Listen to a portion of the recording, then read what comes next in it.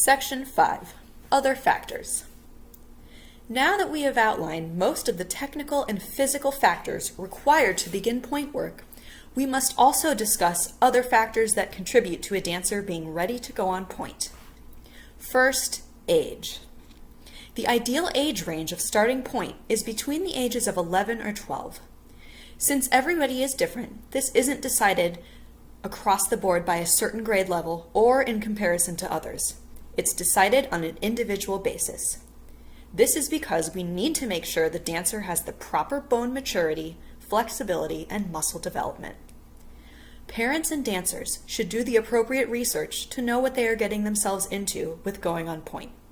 For example, knowing ahead of time and being prepared for things such as the cost of point shoes, locating a dance store with qualified shoe fitters, knowledge of how long each pair of point shoes safely lasts, sewing skills, and having quality instructors that use details and teach correctly. Hypermobility. As seen here in this photo of the dancer with the beautiful S curve of the legs and feet, hypermobility is a desirable and visually appealing quality to the ballet aesthetic. However, a dancer who has hypermobile joints and ligaments is automatically more vulnerable to injuries. This is because the hypermobile dancer must work harder to develop the strength of the muscles to maintain their natural flexibility.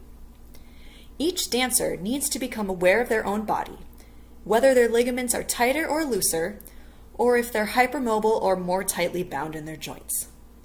To find out what conditions your dancer is predisposed to and how they are built, I recommend getting an evaluation by a physical therapist who has extensive experience with dancers and point work.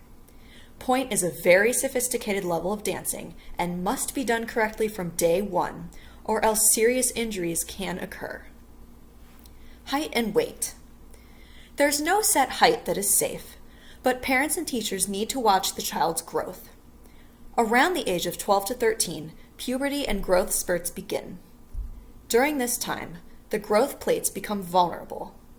Injuries may happen if too much pressure is put on growth plates. It's important to always remember the proper standing posture along with correct muscle engagement to lift tall and have vertical alignment through the spine. Lifting tall through the head, neck, core, and glutes. Also using your turnout from the correct place, the hip, and not from the knees or feet. Being actively aware of the core engagement to assist your turnout from the hip. Cheating will catch up to you and may have huge consequences when you are older. Maturity. A dancer's social maturity is also important to consider. Since dancing on point is a complex and sophisticated achievement that requires a tremendous amount of focus and work, a dancer should demonstrate an ability to focus in class without being distracted easily. Sometimes, a dancer may have anxiety around a group of people, or vice versa, in a group they may be distracted by their friends.